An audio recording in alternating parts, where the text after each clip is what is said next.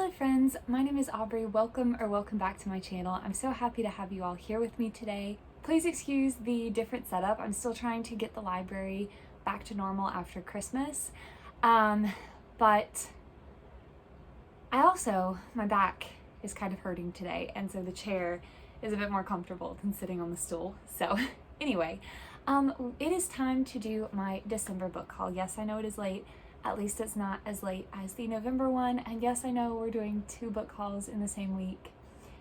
You know what? We're just gonna have to roll with it because this is where we're at. This is where life is right now.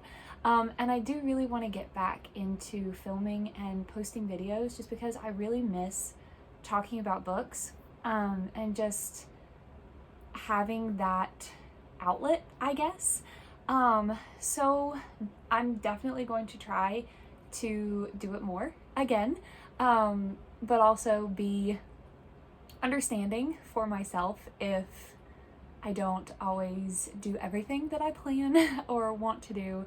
So we're just, like I said, we're just gonna roll with it. We're just gonna roll with it, see where life takes us. But anyway, so December book haul. This is quite a big one because I did get some books as birthday and Christmas presents because my birthday is December 10th. So I do get, birthday and Christmas presents all in the same month. And then I also had a book outlet order come in that I had made during a sale that they were having. And then I had like so many broken binding books come in. So this is it's kind of a big one, but we're gonna go ahead and get started. And as always, I go through the books based on where I got them. So I'm gonna start with gifts, but before I do that, I got a few new bookmarks from Etsy that I'm just really excited about. And since they are like book related, I thought I would just share them because I think they're super cute. And I will link the artists below as long as I can find their shops. But look at how cute this little skeleton kitty is. I did originally think it was like black and gray. I was surprised when it came green, but when you zoom in on the shop's image, you can tell that it actually is. I should have paid more attention, but it's so cute. Look at it. And the little tassel. I love it. And then I got this really pretty Torii gate. I don't know how well you can see. There you go. It's like holographic.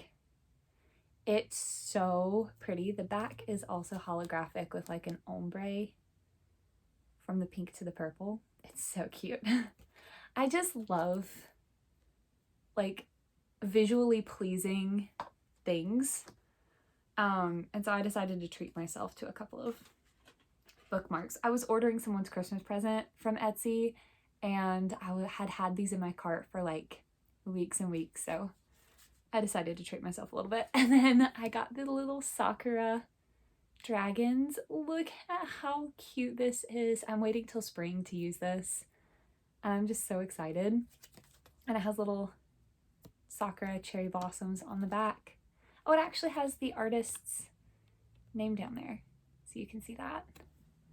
It's so cute. And then the last one that I got, I actually have a couple more coming in, but the last one that I got, again, I'm waiting until spring to use this. I just think this is so pretty, and it's very like cottagey. It also has the artist's name on the back, so you can see that. But yes, so those were the bookmarks that I got myself. And now I'm gonna get into presents. This is not a like book that you read, but it's also just really pretty and I wanted to share it. This was a Christmas present from my mom. It's a journal and I love journals. I love them so much. You can feel all of this is like textured on the butterfly's wings and the mushrooms, and then it has a little like loop to put a pin in. There's the back. It has green sprayed edges and striped end papers, and then the pages have mushrooms and are like a slightly like off-white tan color. It's so pretty. I love it so much. I love journals and notebooks, and I love this so much, and I just wanted to share it because it makes me really happy to look at it. Okay, so now without further ado, we're gonna get into the actual books. So first, I have 2 books that my mom gave me for my birthday. The first one is the interactive illustrated edition of Harry Potter and the Goblet of Fire. So the first 3 books that they did in this interactive edition were actually illustrated by Mina Lima, who is amazing. But then for some reason, they didn't renew their contract for the remaining 4 books. I don't know why, but so this one has a new artist. It's illustrated by Carl James Mountford. It's gorgeous. Just like the Mina Lima ones, they really put the same amount of effort into book 4. And if you haven't seen these editions, they are fully illustrated in color all throughout, like even on pages where they don't have a big illustration, they have little details. And they have, I found one that's easy to show you, maybe. Okay, they have interactive elements, like here's the Durmstrang ship, and you can like pull it up out of the water, or the Goblet of Fire, and you can make Harry's name come out at the top. Oop. What's another one that's like kind of easier to show? Or like Under the Black Lake, you can open it up and see the mer people and the champions. So yeah, it's very, very cool. The illustrations are beautiful. This artist's use of color is very creative. It's very whimsical and almost like, in some cases, very exaggerated uses of color as opposed to more realistic ones, which, I mean, it's realistic enough. Like, you know, the people aren't crazy colors or anything, but, you know, in certain scenes when the lighting could potentially be very dramatic, he really makes it dramatic and colorful, and it's really, really beautiful. I haven't gone through every page to look at all of the illustrations yet, but what I have seen, it's gorgeous, and I'm so happy. Even though Mina Lima is not doing it anymore, I am still so happy that they're continuing with these so that hopefully we can finish the set. And then she also got me the new deluxe hardback of The Song of Achilles by Madeline Miller. The Song of Achilles is one of my favorite books of all time, and I do collect multiple editions of it, and I do actually have another edition in this haul, which you will see at the end of it actually. But it has the original cover art, but with a red background as opposed to blue, and then it has sprayed edges.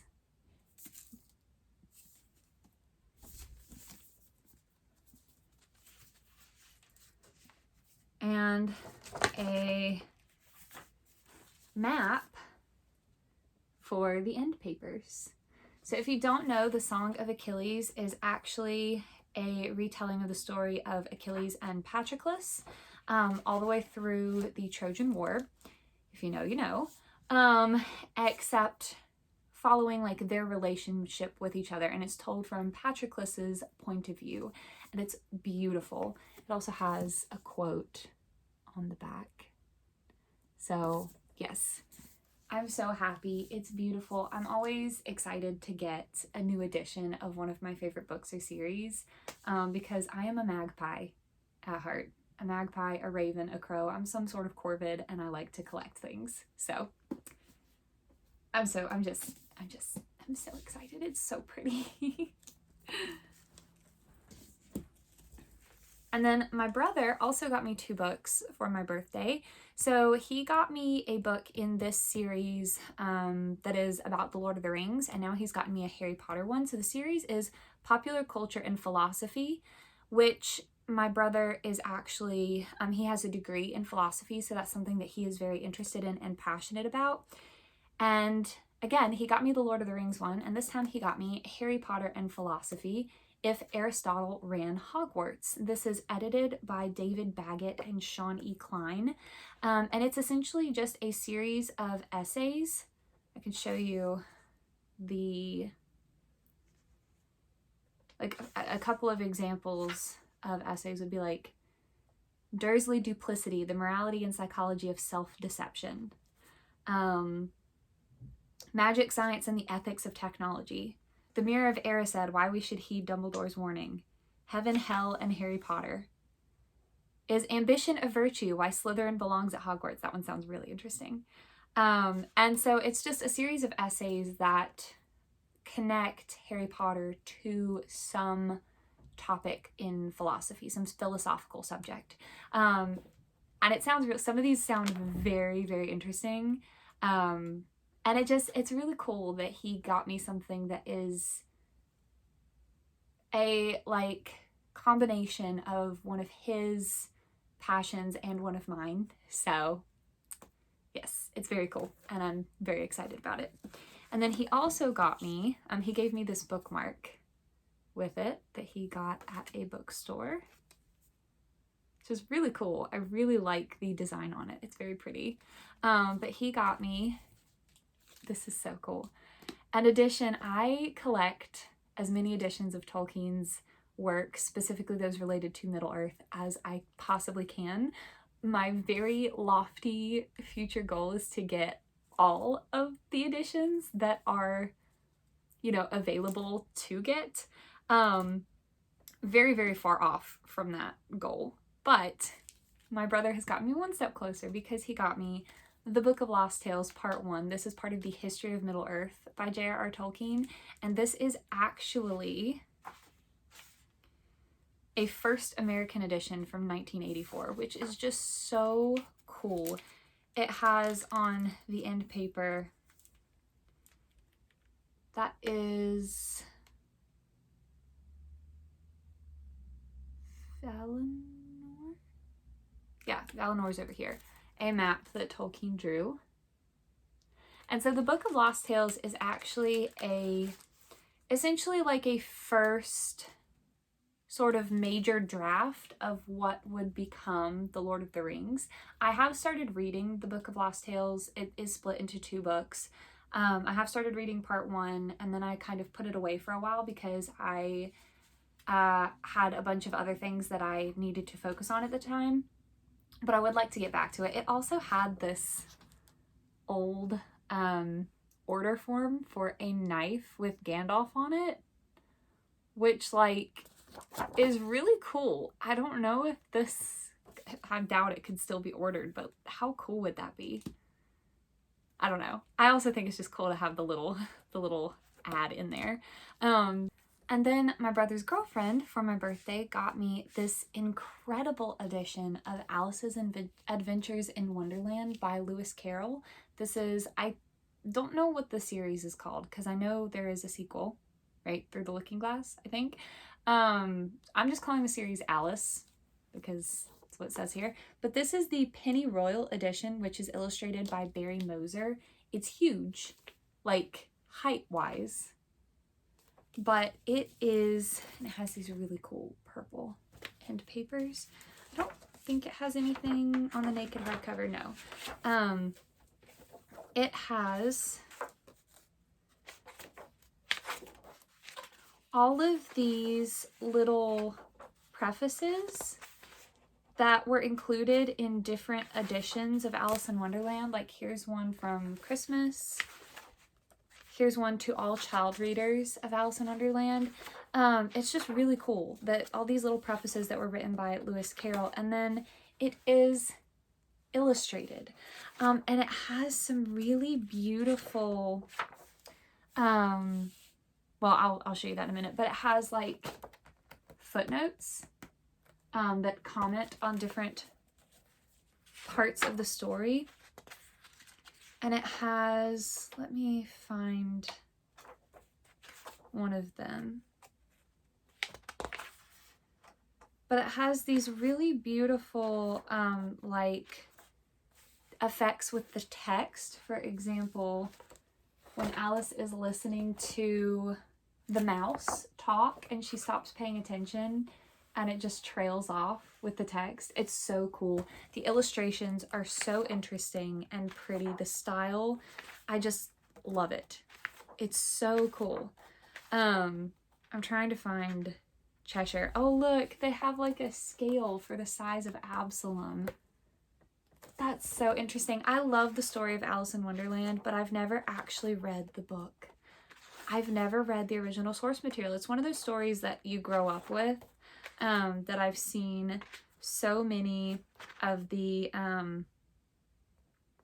like adaptations, but have never actually read the book, and that's such a shame, and I would love to. Oh, look.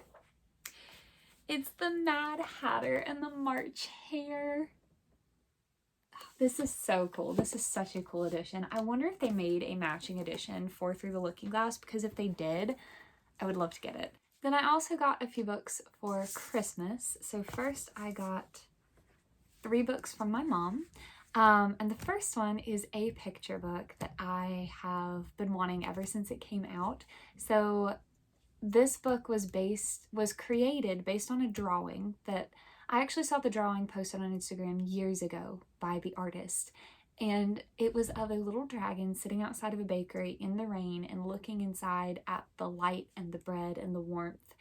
And it was such a beautiful like digital painting. It was gorgeous. I loved it. And then years later, I saw this book being advertised and I was like, that looks really familiar. And it is, the artist is the author, and took that original illustration, made it a bit more like cartoony and simplistic, and turned it into a children's book. And that is The Bakery Dragon by Devin L. Kurtz. Look at how beautiful. It's so pretty. I haven't read it yet. I have this one, and I actually have the sequel, which I had bought for myself because it was on sale for 50% off, which is The Bakery Dragon and the Fairy Cake. But this is the original book, the first one in the series, and my mom got it for me for Christmas, and I just love it. It's so pretty. I'm so excited to read it. Look at that baby. It's so cute. What's the back cover? Oh, there's more. Look at him. Oh, it's so cute. I'm so excited to read this. I'll read the little synopsis because this is just the cutest thing. Okay, hold on. Meet Ember, a tiny dragon with a heart of gold and a taste for treats. Ember has always been different from the other dragons. His fearsome roar sounds more like a polite sneeze, and when he breathes fire, the villagers just pat his head and say, "Aw." Ember fears he'll never collect a respectable hoard of gold until a chance encounter with a baker causes his fortunes to turn and his stomach to grumble. As the little dragon soon discovers, the gold you make is way better than the gold you steal. And gold that is shared, that's best of all. It's so cute. It is so cute. I'm so excited for this. So excited. And then also, I'm excited for this. I had gotten the animation edition of this book several years ago and haven't read it yet because I wanted to read the original. I have followed this author/artist on Instagram for years, saw his sketches and quotes that he compiled into this book as he posted them out of order, and was so excited when he released a book and just never got it. And my mom actually mentioned getting it for me potentially, and then she has. And I'm so excited. She got me The Boy, the Mole, the Fox, and the Horse by Charlie Mackesy. This is the 5th anniversary limited edition. It has gold sprayed edges. I'm so excited. I read this on New Year's Eve as a way to finish out the year, and I loved it. I loved it so much. I needed this. I needed the encouragement. I needed the kindness. I really needed this. It's beautiful. It's just, everyone should read this book. It's not the kind of book that has just a plot line and a cohesive story. It has characters and quotes that some of them, were like, oh, that's nice. And then some of them just hit so hard. I jotted down so many page numbers of quotes. Like, here's one. We often wait for kindness, but being kind to yourself can start now, said the mole. Oh man, it's just, it's beautiful. It is beautiful, genuinely beautiful. When they meet the fox, I'm not afraid, said the mole. If I wasn't caught in this snare, I'd kill you, said the fox. If you stay in that snare, you will die, said the mole. So the mole chewed through the wire with his tiny teeth. And then it says, one of our greatest freedoms is how we react to things. Everyone should read this book. Everyone. And now there's a second one.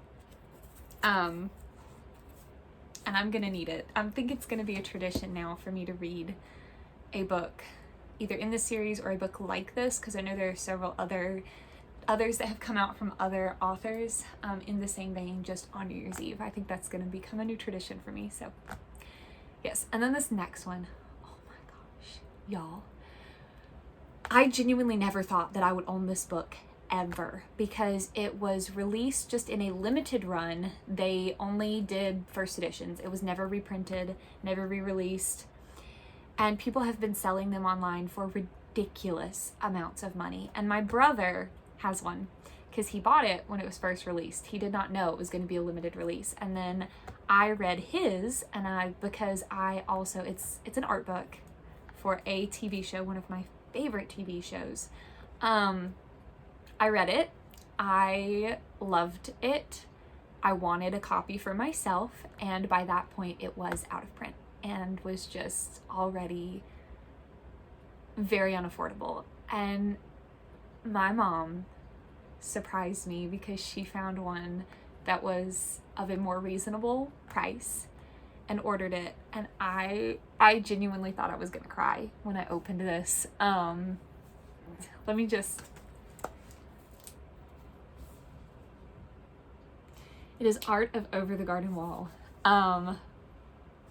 This show is one of my favorite shows, and this art book is so incredible.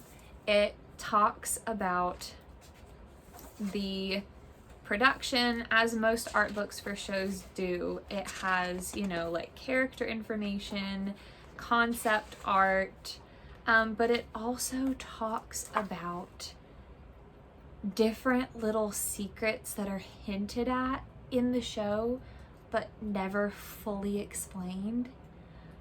It is incredible. When I read my brother's, I literally went page by page, read every word, looked at every sketch and illustration, and now I have one, and I'm so happy. I'm so excited.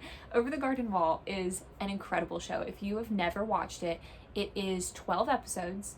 It is the epitome of autumn. It's perfect. It's just perfect. It is the epitome of autumn. I rewatch it multiple times every year, starting in September. I love it so much. You can watch it on Hulu if you have a Hulu account. It was first put out by Cartoon Network. It's incredible. It's one of my favorite shows I've ever seen. And my mom loves it as well because I got her to watch it after I watched it. I was like, you're gonna love this, and she does. And it's the perfect autumnal show. Perfect. It's perfect. And now I have the art book, which it was like a pipe dream. I genuinely never thought I would own this. And now I do. Like, every used bookstore I have gone in for years, I have always perused the art section and art books section to see if I could find one, and obviously never did. And now I have one, and I'm so happy. I'm ecstatic. And then one of my 5th graders, one of my students, brought me this for Christmas, and it was so sweet. She had her dad order this for me because she knows that I love Tolkien and The Lord of the Rings. It is an encyclopedia of Tolkien, the history and mythology that inspired Tolkien's world by David Day. It's so pretty. I did actually start reading this the day she brought it because it was the last week, it has gilded edges, before Christmas break, and I had already gotten all of my grading and planning done for the most part. I was just waiting on them to finish, I think it was their midterm corrections. And so while they were working on that, I went ahead and started reading through some of the entries. It has alphabetical entries of both people and places and objects and terms from Middle-earth, as well as from mythology and history and literature that could have or did inspire Tolkien. And it's incredible, and it's illustrated by so many artists. Like, there are a ton, but it has such cool illustrations. Like, let me find one. Here is the destruction of Numenor, for example. Kind of a depressing one, but it's the first one that I flipped to that was like detailed. Here's Ar-Pharazôn, the last king of Numenor. He was the last king, right? Yeah, last king of Numenor. It's just such an incredible, like, compilation of different bits and pieces of information about Tolkien's world and potentially his influences, and it's really cool. Okay, and now on to books that I paid for. So I did get some pre-orders in from Barnes & Noble. So the first one was Book 2 of Grandmaster of Demonic Cultivation, or Mo Dao Zushi by Mo Shang Tongshu, the deluxe hardcover edition. So I do already have the first one, and I did pre-order all 5 of these. There are the sprayed edges.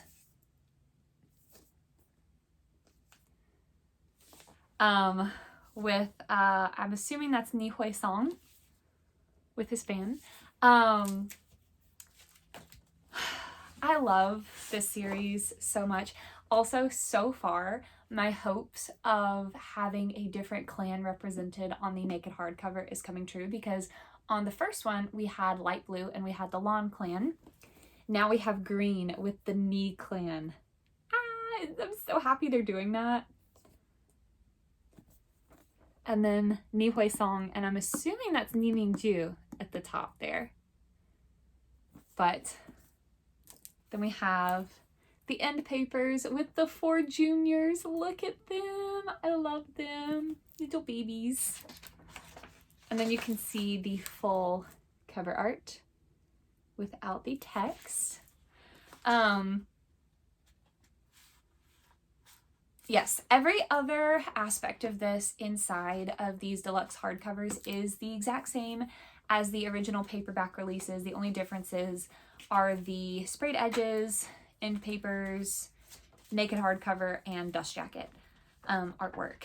But everything else is the same. And it does come with a little ribbon bookmark as well. But as I said, this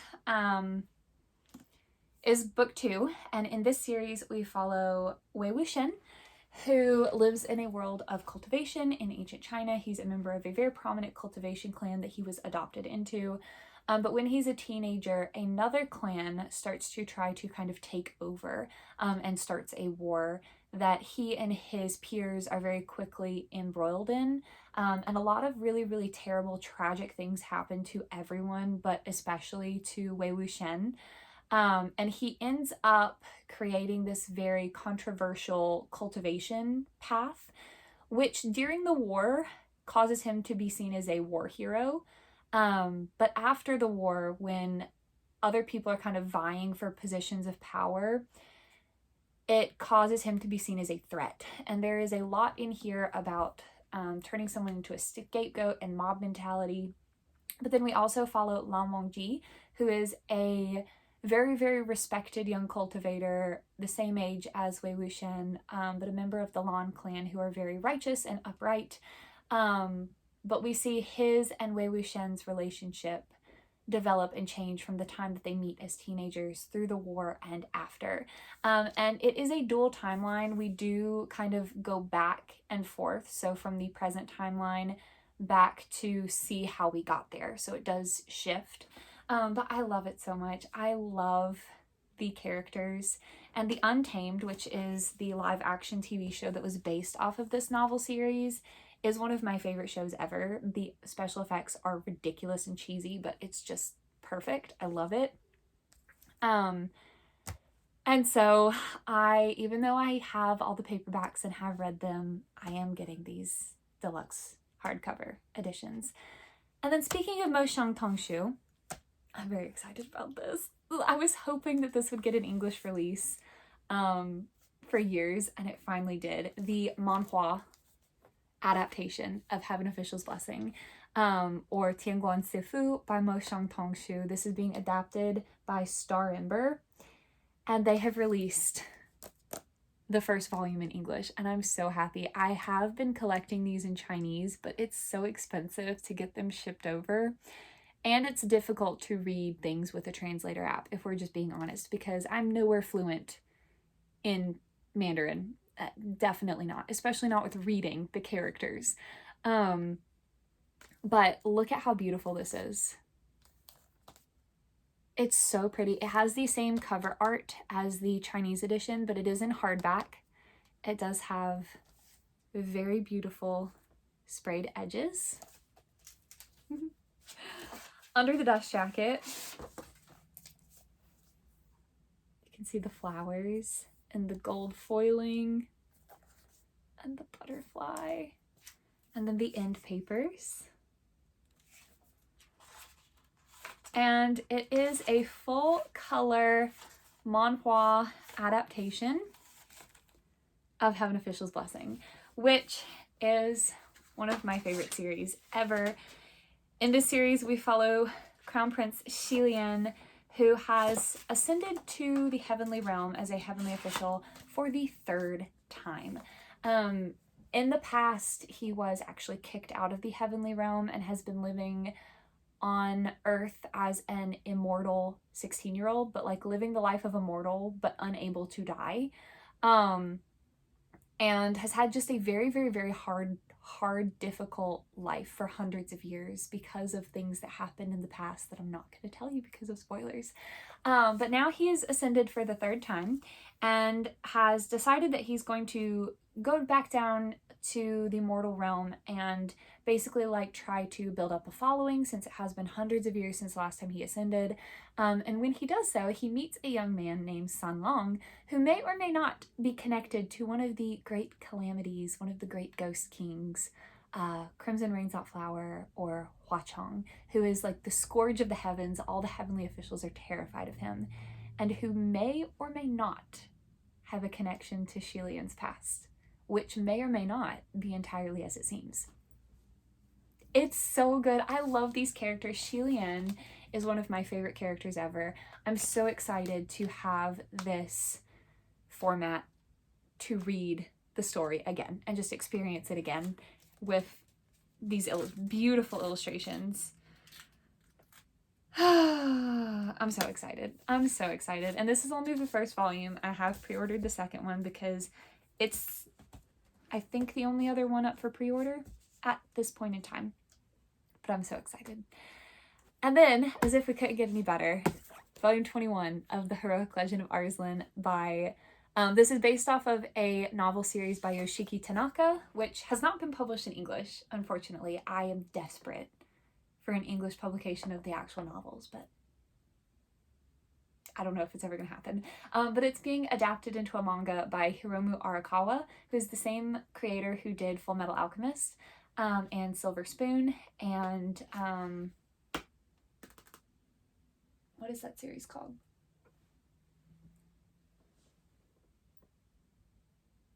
It's a new one. Demon something. Something demon. I don't remember.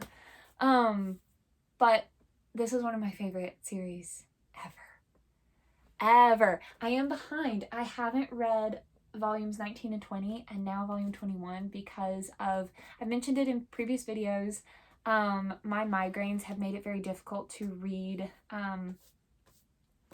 things like manga and graphic novels lately, which is why I'm so behind on so many of them. But it does not detract from the fact that I love this series so much.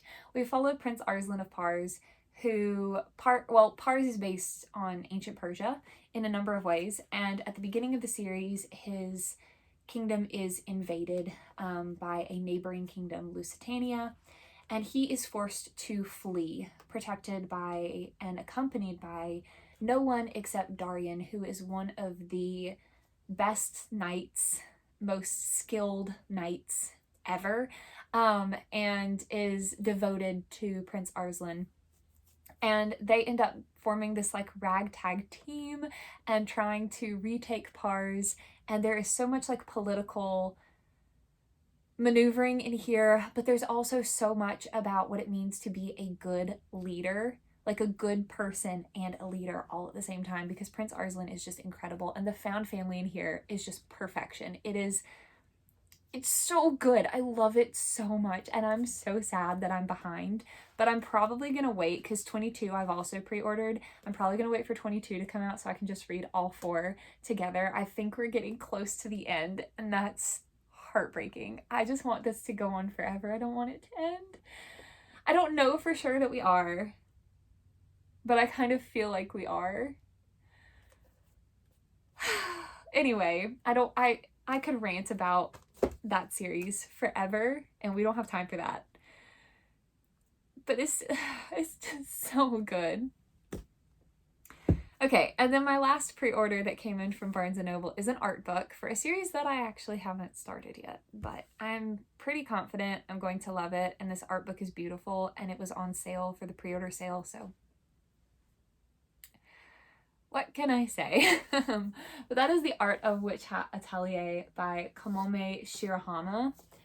It's just really, really pretty. Witch Hat Atelier, I know, has something to do with a girl named Coco, I think. This is Coco, who really, really wants to learn magic, but she's been told that that's something you have to be born able to do. It's not something you can learn. But then she finds out that that might not be the case.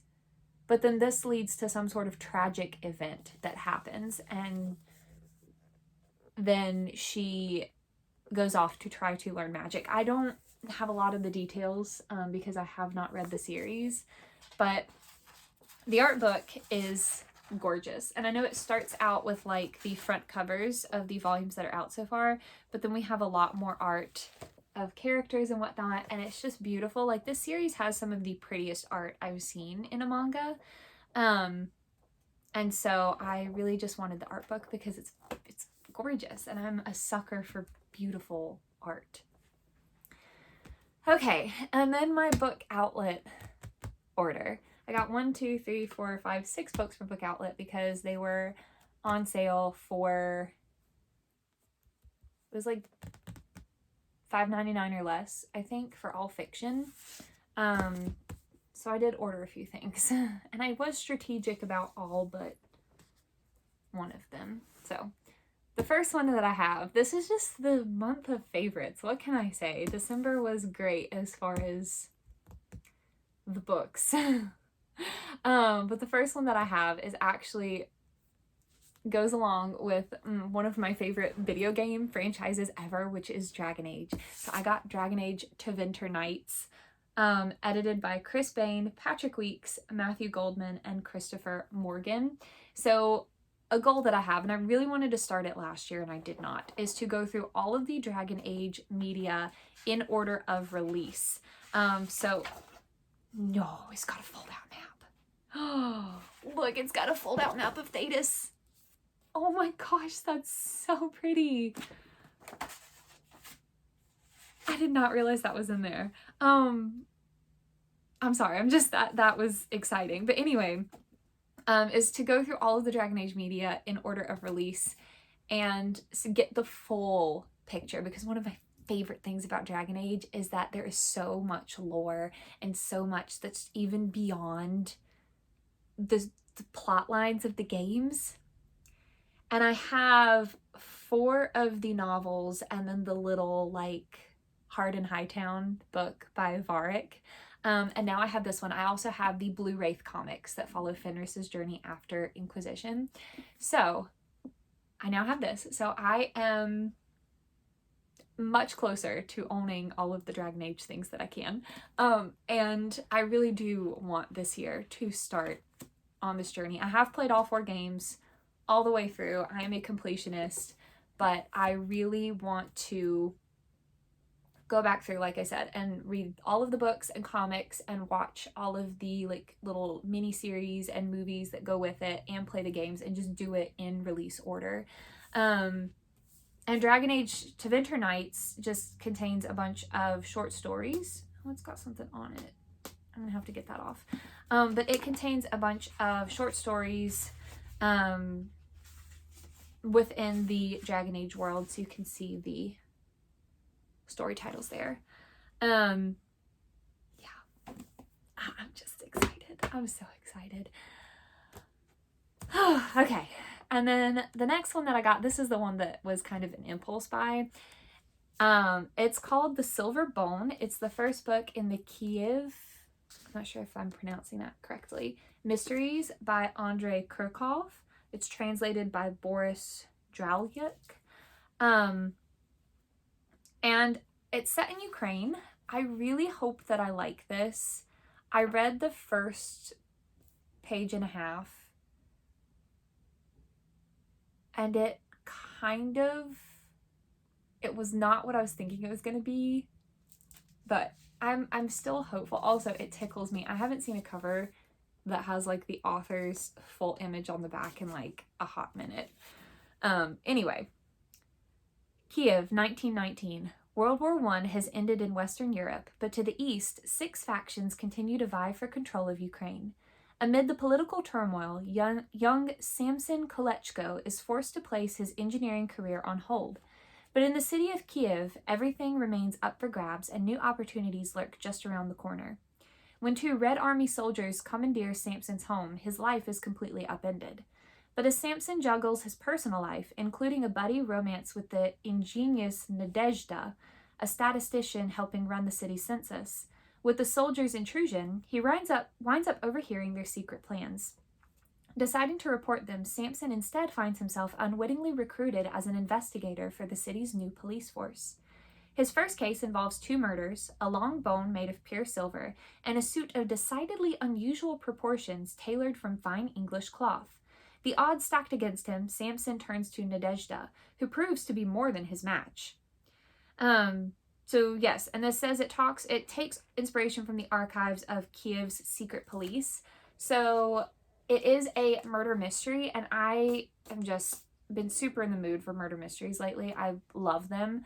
And I thought it would be interesting. It just got my attention.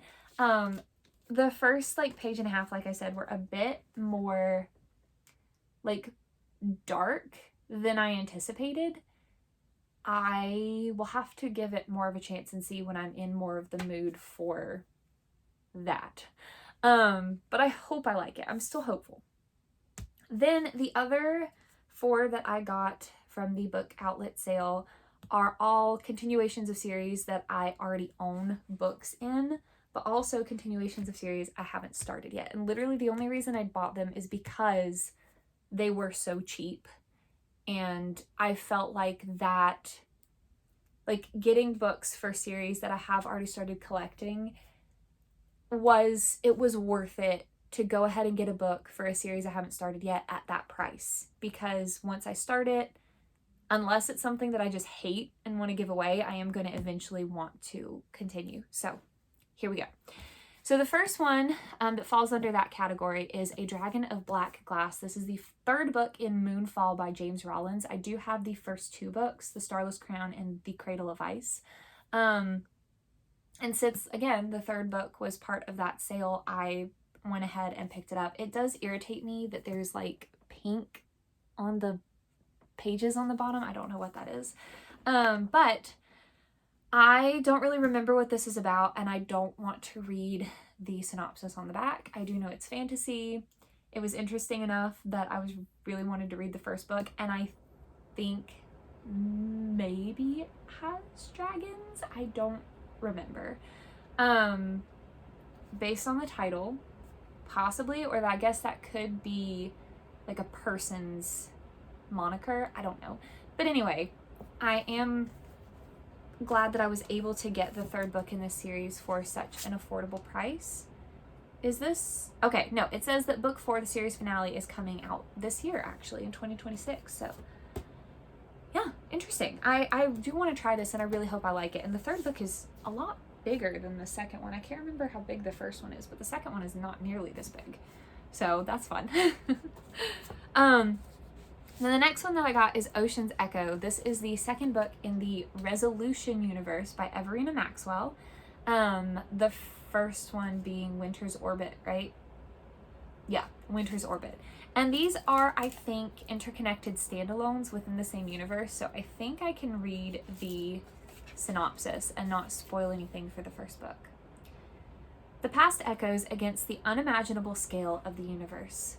Rich socialite, inveterate flirt, and walking disaster, Tanalhin Halkana can read minds. Tanal, like all neuromodified readers, is a security threat on his own, but when controlled, readers are a rare asset. Not only can they read minds, but they can navigate chaotic space, the maelstrom surrounding the gateway to the wider universe. Conscripted into the military under dubious circumstances, Tanal is placed in the care of Lieutenant Surit Yeni, a duty-bound soldier, principled leader, and the son of a notorious traitor general. Whereas Tanal can read minds, Surit can influence them. Like all neuromodified architects, he can impose his will on others, and he's under orders to control Tanal by merging their minds. Surit accepted this suspicious promotion track request out of desperation, but he refuses to go through with his illegal orders to sync and control an unconsenting Tanal. So they lie. They fake a sync bond and plan Tanal's escape. Their best chance arrives when a salvage retrieval mission into chaotic space arrives with a salvage retrieval mission into chaotic space to the very neuromodification lab that Surit's traitor mother destroyed 20 years ago. Among the rubble is a treasure both terrible and unimaginably powerful, one that upends a decades-old power struggle and begins a war. Tanal and Surit can no longer abandon their world. The only way to avoid life under full military control is to complete the very sync they've been faking. Can two unwilling weapons of war bring about peace? So yes, I do believe that this has romance in it. I'm pretty sure the first book does, so I'm assuming that this one does as well. It sounds interesting, and I haven't read a ton of sci-fi, and this like whole political aspect to this one just really got my attention, so I'm interested. So then the next one that I got is, I believe, the finale to this is the final book in a series called The Shroud of Prophecy. So this is book 3, Sanctum of the Soul by Kelcade. Again, I have the first 2 books. The first one I got in a used bookstore, and the second of which I got in a previous book outlet sale. And now I have the third book. And I think the premise is something along the lines of the chosen one dies, and his friend has to take up the mantle. I'm pretty sure that's the premise. Which just sounds super interesting, so I'm excited to try this one too. And now I have the whole trilogy, so once I start it, I can finish it if I like it, which hopefully I will. And then I got The Art of Destiny, which is the second book in the War Arts saga by Wesley Chu. Another Chosen One story that has a twist to the trope where the Chosen One is raised thinking that they are going to be able to do all of this stuff, but then there is a lady who is like a martial arts master, a war master, something along those lines. She sees this kid and is like, there's no way they're going to be able to do all this unless someone actually trains them, right? So it's kind of this idea of like, you're the chosen one, not because of what you can do now, but just because we've seen that what you will do. So, but you still have to like get there, right? And it just sounds really fun. And again, I have the first book. I haven't read it yet, but I really want to. So since the second book was so cheap and it's like the hardback to match my first one, I did go ahead and get that one as well. And now on to my very large stack from the Broken Binding. So the November and December books for their fantasy subscription did come in. I am on the tier 2 fantasy list. So mine aren't signed, but that's okay. I'm just really happy to get them. And the series that they did for November and December was The Band by Nicholas Eames. So we have the first book. Well, actually, let me show you this first. It came with a cool trading card. I don't know if I can make it focus good. With really pretty art. They're going to start doing these now where they release trading cards as well as the bookmarks. So then we also have the bookmarks for book 1, Kings of the Wild. Has a quote on the back. And book 2, Bloody Rose. Again, with a quote. And then the books. So we, again, have book 1, Kings of the Wild, which has a really cool art with a chimera on the front. Beautiful sprayed edges.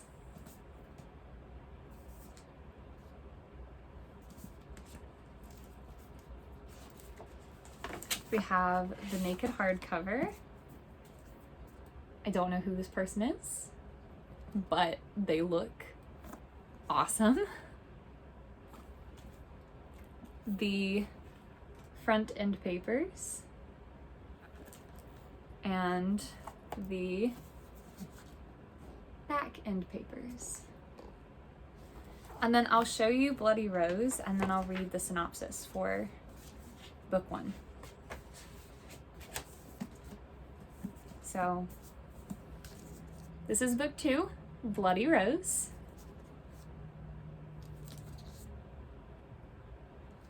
We have the sprayed edges.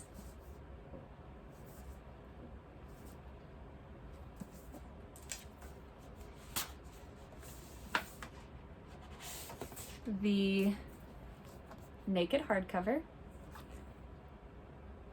I like the hand on the spine. That's just very cool placement. The front end papers. And the back end papers. And I have heard that this series is very D&D inspired, which the group art on the end papers definitely like gives me that impression. So that's really exciting. So I'll read the synopsis for Kings of the Wild. The boys are back in town.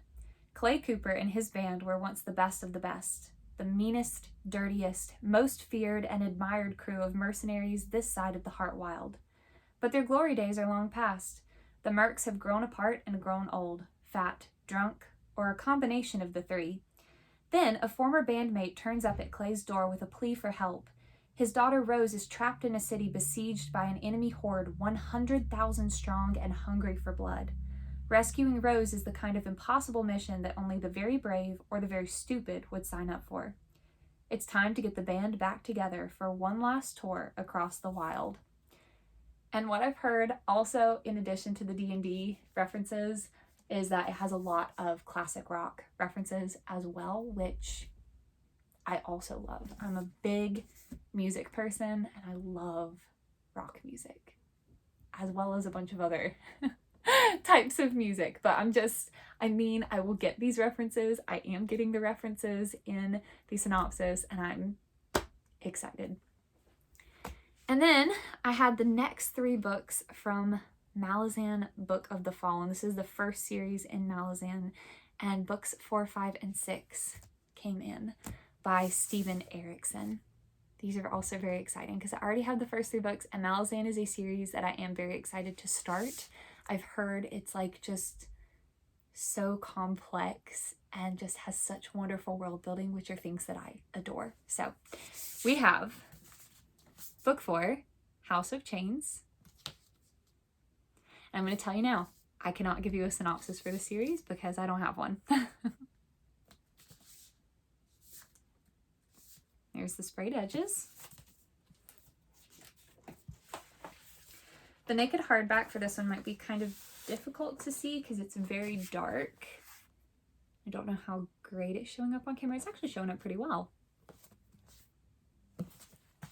So yeah, as you can see, the front and the back of the naked hardcover are the same. So there's the front end papers. It is signed by the author. And then we have the back end papers, which are very pretty. I'm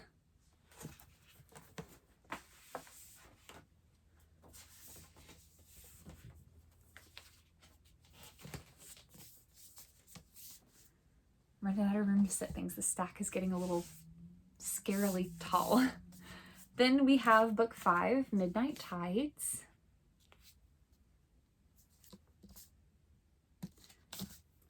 These sprayed edges, and the sprayed edges do connect. Once I have all of the books in Book of the Fallen, I'll show you the picture that they make together. We have the art on the naked hardcover, the front end papers. It is signed, and we have the back end papers.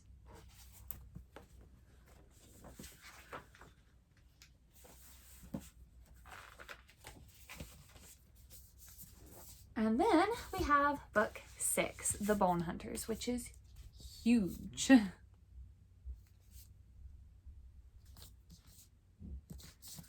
Have the end papers.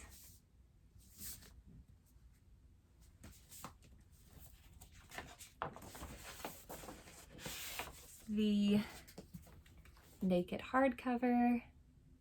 That was a little more difficult to see. The front end papers. It is signed, and we have, but like, if you don't want to see it, I understand. There's just some blood, so ta-da. Okay.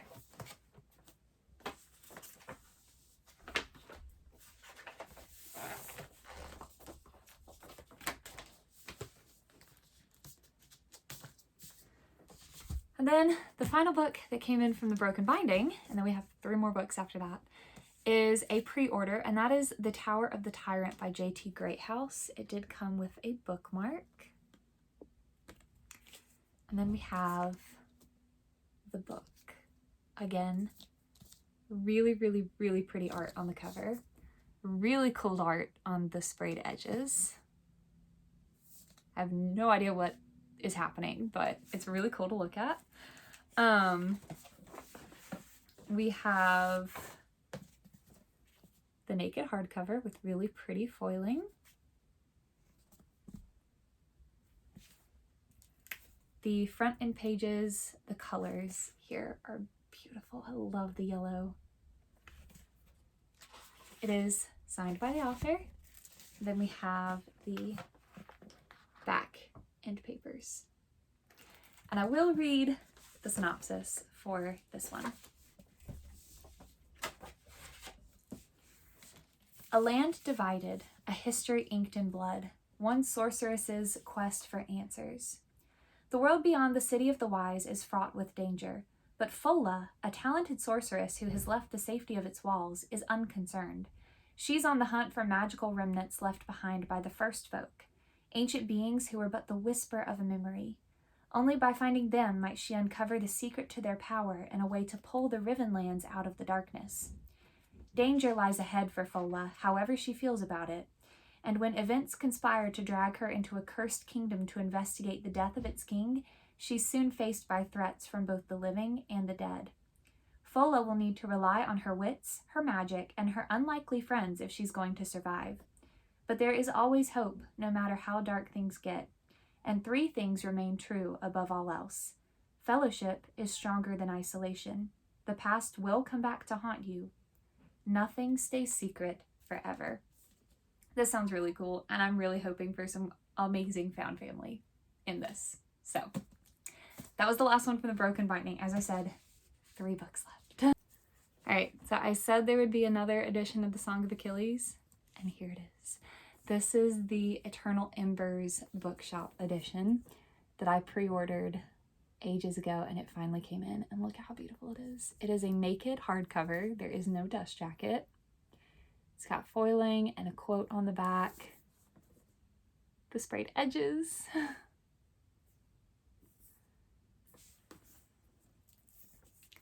The front end papers.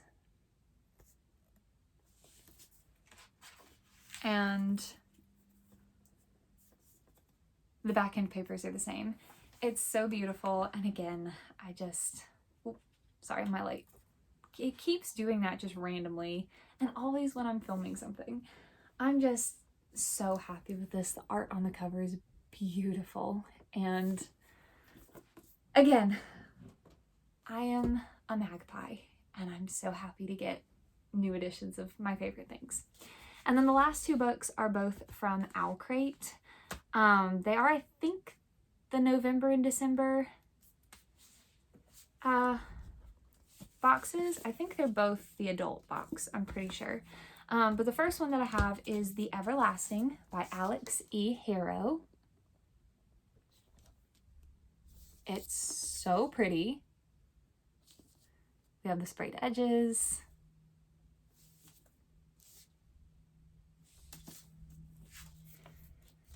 There is art on the reverse dust jacket. Sorry, my hands are shaking. The naked hardcover. Look at that dragon. Look at that dragon. The front end papers. Beautiful art. It is signed, and that is a really cool signature page. And then the back end papers. A legend. Sir Una Everlasting was history's greatest hero, a lost girl who would draw a sword from the heartwood and become a legend. The knight's epic feats were rivaled only by her tragic fate, a sacrifice that saved a queen and built an empire. A lie. Centuries later, Owen Mallory has dedicated his life to Una Everlasting, abandoning a promising scholarly career to defend his country. He comes home from war broken and weary, until he finds a reason to live in the pages of a mysterious book. A love story. Sent back through time, the historian's task is to ensure that Sir Una meets her tragic fate, but instead, Owen falls in love with the complex woman behind the legend. He doesn't know how to watch her die, or how many times he's done it before. To rewrite Una's legend, they'll have to rewrite history itself. Love story with a knight, time travel. This sounds so good. I'm so excited for this. And then the final book in this book haul is Violet Thistlethwaite is Not a Villain Anymore by Emily Krimpholtz. The aesthetic of this book is everything I was hoping it would be. I'm so excited. I love the purples and the pinks and the flowers and just everything about it. Here are the sprayed edges. This is going to be a book that I read in the spring, just because it has to be. I just love the aesthetic. Look at the little dragon. I did not know this book was going to have dragons, but look at it. And look at the little puppy. Ah. Okay. Then we have the naked hardcover, which I am a sucker for beautiful, like, houses and rooms and, like, art of the scenery. Like, I love this. You don't have to throw a character in there. This is perfect all on its own. And I love the apothecary cabinet. Look at that. It's so pretty. Then we have the front end papers. I love the character art in this, the way that they're drawn, and look at the foil.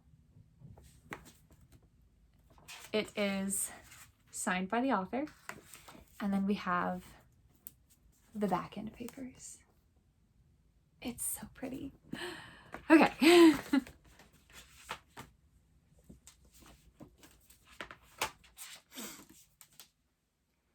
Guy Shadowfade is dead, and after a lifetime as the Dark Sorcerer's right hand, Violet Thistlewait is determined to start over. Not as the fearsome Thorn Witch, but as someone kind, someone better, someone good. The quaint town of Dragon's Rest, Violet decides, will be her second chance. She'll set down roots, open a flower shop, keep her sentient, mildly homicidal houseplant in check, and prune dark magic from the twisted boughs of her life. Violet's vibrant bouquets and cheerful enchantments soon charm the welcoming townsfolk, though nothing seems to impress the prickly yet dashingly handsome Nathaniel Marsh, an alchemist sharing her greenhouse. With a struggling business and his own second chance seemingly out of reach, Nathaniel has no time for flowers or frippery, and certainly none for the intriguing witch next door. It's okay, Ezio. When a mysterious blight threatens every living plant in Dragon's Rest, Violet and Nathaniel must work together through their fears, pasts, and growing feelings for one another to save their community. But with a figure from her past knocking at her door and her secrets threatening to uproot everything she's worked so hard to grow, Violet can't help but wonder, does a former villain truly deserve a happily ever after? And on that note, it was such a good book haul. It was massive, but incredible. And I'm so pleased with all of these. But thank you guys so much for watching. Again, I'm so sorry for being away for so long. I hope that won't happen again, but we're just, like I said, we're just gonna see what life throws at us and go from there. I also apologize if I've not really been responding to comments that much. I'm just trying to, like I said, take things one step at a time. I do read them, and I do appreciate every single one. So thank you guys so much for being here. Thank you so much for watching. I hope this was fun. I hope you enjoyed it. Please let me know if you've read any of these and what your thoughts are on them. Just please keep all comments spoiler free. As always, but also if hearing me talk about these and share these has made you excited for any of them. And please let me know if you've picked up anything recently. If you got any books as gifts over the holidays or anything that you got yourself as a gift. I would love to, hear what you guys are excited about. But yeah, I'm gonna go eat supper now because it's getting quite late and I have work tomorrow. But thank you guys so much for watching. If you would like to leave an emoji, let's leave a little kitty cat emoji for the little skeleton kitty and also for Ezio's timely interruption. He's calling me because he's like, you've been in there too long. So yeah, you can leave a little kitty emoji with your comment, or if you just want to let me know that you were here but you don't have anything else to say, you can put some little kitty cat emojis down there. But yeah, I hope that you guys are having a wonderful day or a wonderful night wherever you are. I hope you had a wonderful holiday season and a wonderful new year, and I hope to see you in my next video. Bye!